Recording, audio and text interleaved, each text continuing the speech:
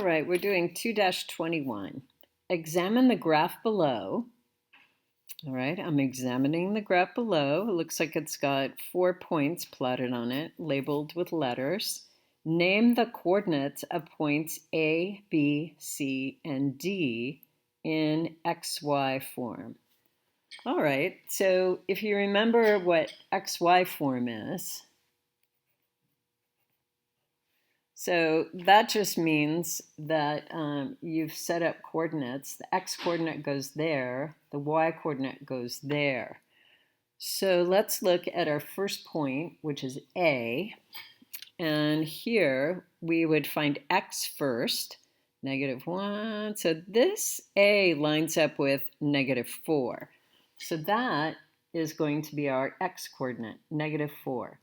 Now our y coordinate, it's in the positive area. So if we count up 1, 2, 3, we see that matches with 3 on the y-axis. So our next coordinate is 3. So B, we look, and x is a +2, and we go up 1. So y is going to be 1. So the x coordinate is a +2 and y is a +1. Now C, it looks like the x is going to be -2, and C is sitting there right on the x-axis. And so if we look where it goes on the y-axis, it's right at 0. So C, the x is going to be -2, but the y is 0. Okay, and our last one is D. So first we look for the x coordinate, and that's -3. That's lining up there. And then our y coordinate lines up also with a -3 on the y-axis. So our coordinates are going to be -3 and -3. All right, so we've done A. The next part is B.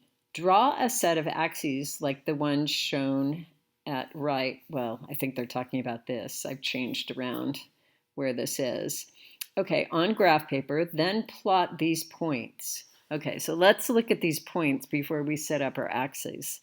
So there's a 5 there, so it has to at least go out from 5 from the origin. And 3 and 1, a 4. Okay, so if I go out 5 in all directions, I should be able to have enough room. Okay, so that's what I'm going to do. I'm going to set up some axes, and I'll go down about 5 and go down 5 here.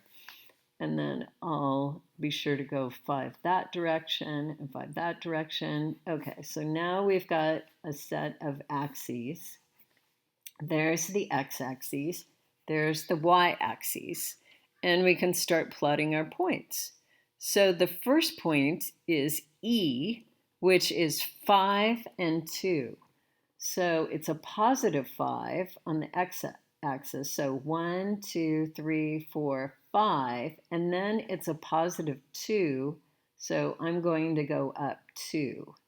So there we are, and that is, well, that's E. I'm just going to label it.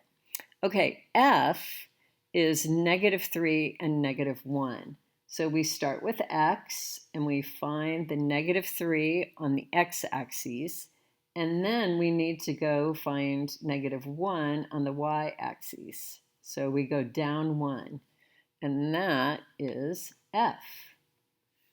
Okay, and then we have G, which is 0 on the x-axis. So 0 is right here on the x-axis. And then we need to find -4 for the y-axis. So let's count down. 1, 2, 3, 4. So that's -4. So that is G. And our final point is H. So we find the +2 on the x-axis. 1, 2. And then we need to find a -3 on the y-axis. So let's count down 3. 1, 2, 3. There's our point, and that is H.